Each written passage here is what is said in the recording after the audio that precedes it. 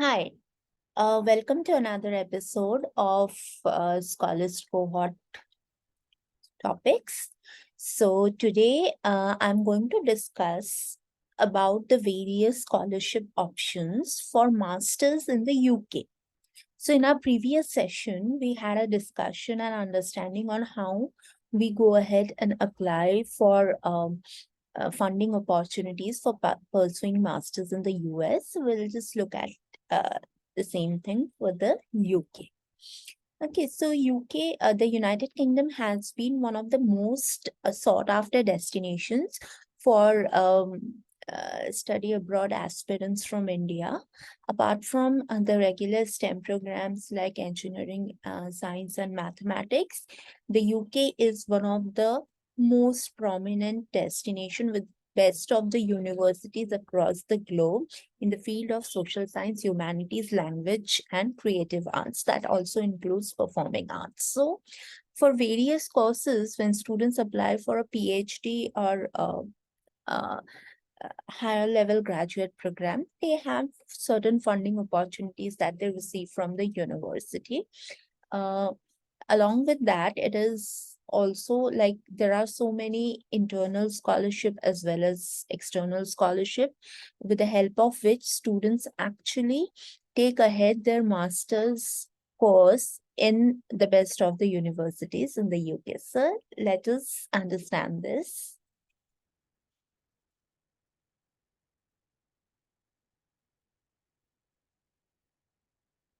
Okay.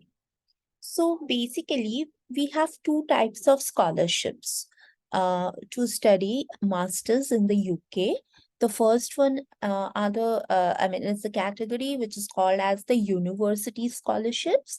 The second one is the category which is called as the external scholarship. So university scholarships are basically at the time of application, the universities shortlist or offer students with a few options of a part of the tuition cost. They offer the students in the form of tuition waiver or grant, and that is completely based on their application and the quality of profile that the students submit to the university. So this is pretty much similar with that of the US, definitely, where the application to the university for a master's program is directly assessed for any type of fee waiver or scholarship opportunity. So apart from that, we have some external scholarships also, and the number of external scholarship for the UK is like we have a lot of options, and these external scholarships are again of two categories, which are general scholarships where a student can apply for any university of their choice and they can avail these scholarships, and some have specific members under their scholarship foundation. So students applying to those universities, they or students who secure admits from those university, those students are eligible for those particular kind of scholarships. So let us see in details. So these are some of the scholarship options which are university specific. Like for the Oxford University, we have Rhodes Scholarship, which is specifically for the students with excellent, outstanding, and absolutely distinct profile with respect to academics, extracurricular, research, overall achievements. So these students who secure admits at Oxford University for various master's program, they are selected. Out of them, a screening happens and the students can apply for the Rhodes Scholarship. So Rhodes Scholarship is this scholarship covers a huge part of their cost of attendance at the university and often is offered to an exceptionally brilliant international student. Then we have Gates Cambridge, which is very similar to Rhodes Oxford. I mean, just that the university changes and it becomes Cambridge. So then we have Great Scholarship, we have Chevening Inlets, Commonwealth, and other university scholarships. So these scholarships together come under the umbrella category of British Council scholarships. So British Council scholarships are those which are specifically for the universities in the UK, and they have a huge range of scholarships under which there are a lot for which Indian students can apply, and these are a few out of those. Okay, so with these scholarship options, what happens is that when a student is applying for a master's program, so it becomes very important to understand that what the university is looking at. So this comes as a point of understanding or a preparation that requires time. Okay, so the investment of time is very important because all these scholarships are extremely coveted, and only a select few students are awarded with these. So it's just not a monetary aid, it's also a symbol of excellence and an achievement for the students even before they start to attend their master's program in the UK. So to get this scholarship, there has to be a different level of preparation, and through which the students has to keep on adding valuable and useful features to their profile so that they can make it an absolutely distinct uh, application when they're applying for the scholarships. So let us examine some of the requirements. So the first one is inevitably a very strong academic merit and overall profile. So when we say very strong academic merit, it definitely is not just your GPA. So a GPA is important or your percentage is important, but sometimes it varies depending on whether you are from which background. So sometimes students really score a very high CGPA when they're graduating from engineering schools, and some engineering schools are extremely stringent, and sometimes students graduating with a humanities or social science degree, they may not have an overall average 9-pointer or so. So the point is it should be a 2:1 first class degree, and a first class in India means a 60% or above, but definitely that is not what that will take you to the path of scholarship very easily. It is actually about, like, if you can score way better than that, the higher the better. However, if you're scoring a 70%, 75%, 78% or so, still with the other aspects, you can make it to the scholarships. So apart from the GPA, it's very important to have very strong academic projects in the subject that you intend to study. For example, somebody who plans to study artificial intelligence, let's say in the University of Oxford, or wants to study biotechnology, or a master's in physical science in Cambridge or UCL, any of the universities which are um, globally renowned. So it's very important that the student exhibit a lot of interest and also involvement in that particular subject. It shouldn't appear that suddenly they have decided to take up that master's. There has to be a very strong evidence that how they have built up their profile in the pursuit of the same. So this is very important, like projects related to artificial intelligence, internship, start taking courses which pertains to that, strengthening your knowledge base and profile. And the best one could be doing multiple relevant internships, working on research projects, working on publications. Even if a publication is not possible, a strong research project is highly sought after. So these factors, when taken together, definitely counts as, something which where the student can actually show a very strong academic merit. Next is a very strong application essay. Now, this kind of essay is not very much similar to the SOP. To some extent it is, but it's exactly not your admission or application SOP.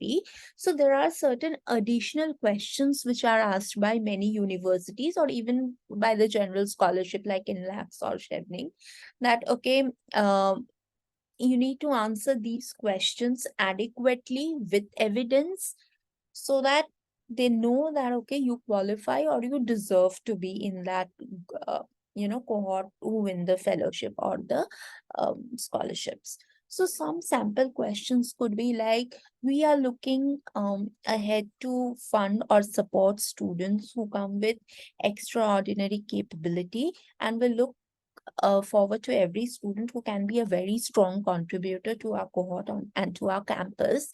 So what are your distinct achievements with respect to social responsibilities, with respect to academia, with respect to community contribution, that you can reflect over here, and that will make you a strong contributor to the university. So these are some of the questions which are very important, and they it's very important that you understand each of the question and you answer it with precision and with proper illustration.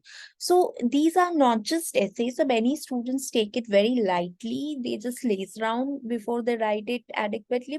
Why I'm saying so? Because you already have to do a lot of documentation. You're writing SOPs, you're writing university specific SOPs. So at times you may drain out. It may appear to be like a lot tedious, but then trust me, these are apart from your CV, apart from your transcript, these are really, really important instruments, or, through which you actually can move few steps ahead towards winning the scholarship. So it's what you have achieved and how you present it. So if they are asking what can be your contribution, so don't write about general contribution or very, highly generic points or something that you have already written on your SOP. Write about something which is very specific, which may not be exactly into the field that you're applying, but rather as a holistic contributor, what you can get to the university. So this is very important. However, having said that, it doesn't mean that you have to have a multidisciplinary profile always. But if you have done some really good work in your field or your intended field of study, so expressing that and just to show that how you can add value to the cohort is very important. Second is, if they ask you, they can ask you like why you have chosen this program at this university, and how you look at it as something that is going to help you a lot in your future career goal, and what kind of contribution you can make towards the research or the master's program that is going on in the university. Okay, so understand, it's very important to understand that it is a two-way contribution. You are studying that program, you are getting the knowledge that is going to help you in your career goal. You are also contributing towards some kind of basic development of that particular program, which is very important, specifically if that program is something which is highly relevant to that kind of a thing. For example, if you are studying a specific thing in international relations, or you are studying a specific thing in politics, global politics, or geopolitics. So these are the fields where studies and further research, they have a lot to contribute. So your intent to contribute or intent to develop the field in your own way is something which is very important, and one must reflect it adequately. Okay. So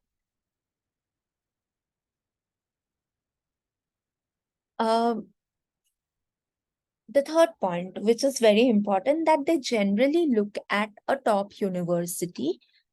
Having said that, it shouldn't be like you have to secure admits only at LSE, only at Oxford, only at Cambridge.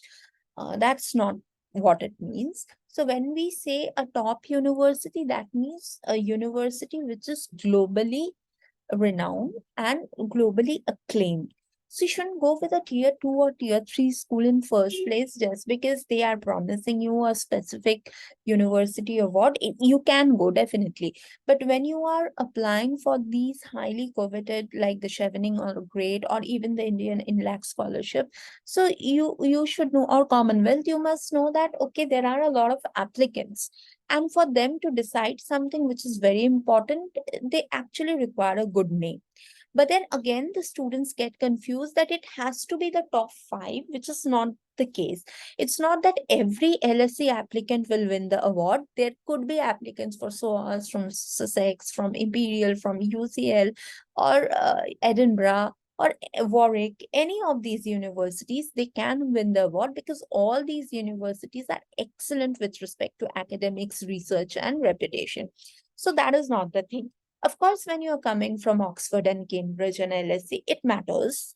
But then it's not that only these people win the award. So we'll have to make it very clear that it's your profile that matters more.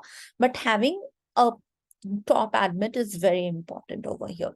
Also, it's very important that the field that you have chosen and the university you have finalized, they should be in alignment.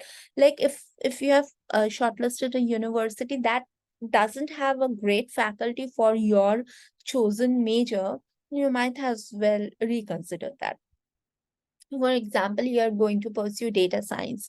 So choosing a university like Edinburgh, or choosing a university like UCL, or choosing a university like Imperial is going to matter a lot. They are, the best out of the best. But choosing a university which is not that great in that field, that could be, a bit of a question that, okay, fine, if you want to pursue this, why haven't you chosen, and you deserve to be in these good universities, then why haven't you chosen these, and why these, particularly the tier 2 and the tier 3 schools. So this is solely what I am trying to say is not for your admission. This is for these competitive generic scholarships where everything matters. So I would say it it'll take you more to build your profile as much as you will do for your applications, then as much as you'll have to do for your scholarships than your application. That means the kind of profile building and effort that will give you, that you'll given for your master's admit in the top university or scholarship, uh effort should even be higher and more than that, because then the competition becomes very stiff and there are just handful of students who get through. So you're very serious about the scholarship and funding options. This is totally, the student's discretion. Somebody may feel that, okay, scholarships are good, but I have my funding opportunities with me. So I can take care of that. So even if I don't get, I still wish to go ahead and pursue my master's. But then if a student is very much specific that I need funding and I am very serious about getting the funding, so they have to do that kind of preparation. A haste, a hurry, or simply securing an admit from that university is not enough. So these are the things one has to be very clear about. So when you are actually getting such an admit which is like from a top university, that definitely boost, that acts as a boost that, okay, you have a chance of securing the scholarship now. So developing your profile holistically, it's very important. For example, you have, I just spoke about Chevening scholarship. So Chevening scholarship is a kind of a thing where for your application you need work experience. Now let's not get this confused with Aga Khan Scholarship of India, where they specifically say that it's for working professionals who have a good 4 to 5 years of experience. Okay, that is not the case. For Chevening, you need 2 years of work experience, and the fun part is it's it doesn't have to be an employment experience only. You can apply with an experience in volunteering and internship, which has been done over a period of 2 years with multiple organizations where you have a proper documented service. And the work you have done in each of these places together, that should be substantial. Like I did a fundraiser for an NGO, and for a while, that may not be enough, but you can say that I have been a teaching assistant at Teach for India, and these are the things that I have done over this period. It was a part-time volunteering opportunity I was associated. So that is going to make a lot of impact. The impact is very important. So your internship, work experience, volunteering experience, all these will count if you're applying. So make sure you start preparing, start doing all these right now. now what happens is that uh, sometimes we feel that, okay, fine, I was doing this internship or I was doing this volunteering work while pursuing my last higher degree. And that is absolutely fine. Even if you're doing internship and volunteering can be done with your uh, course also, and which is totally good. So if you're doing a complete 100% full-time internship, yeah, then you need a break from your college. But if you are in an internship which allows you to work along with your curriculum, that is okay, that is good. And volunteering anyway you can do along with this. So your number of hours that you have devoted and the impact you have brought about is very important. So, and the students who have good 2 years of relevant work experience, and they are always there, you can present all of these experience together. So now you see the profile building part is so important. Let me now just take you through, the website of British Council Scholarship for you to have an idea that every detail, every information that you require, everything is given in absolute, very clearly. They have mentioned everything.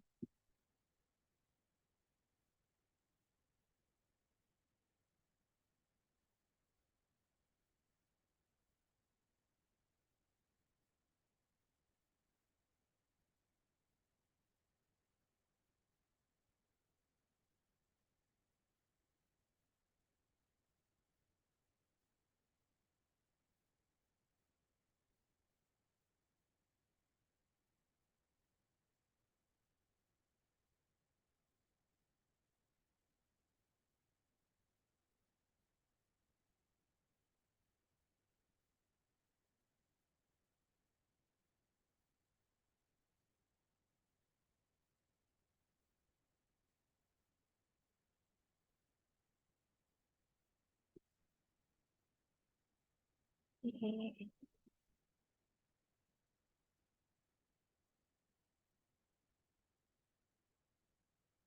Here we go. Okay. So you see, this is the scholarship portal for British Council India, and all the scholarships for which Indian students are eligible, you can see it. So we have great scholarship in the beginning. So 25 postgraduate scholarships available for 23-24. So go ahead and we can start it at the earliest as possible. And there are 25 different scholarship programs, so a student can avail all those depending on their eligibility. Then we have British Council Scholarship for Women in STEM. So this is specifically for students for which even Southeast Asia, that means South Asia, that is Indian subcontinent, is also eligible. So students who are applying for STEM programs in different universities, women specifically can apply for this award. So you have Charles Fowler's India Trust Scholarship. So this is specifically for heritage conservation kind of a major. We have Commonwealth Scholarship. So you have a lot of universities which are, partners to this, and we can apply to all these. And scholarship funded by organization UK higher ed institutions. So these are university specific scholarship. So you see, these are all the categories of scholarship, and under each of these, you will get a number of awards. So ideally, all of these are something which students can start, preparing and applying um, as early as they can. Okay, so once we go to this website, we keep checking these periodically.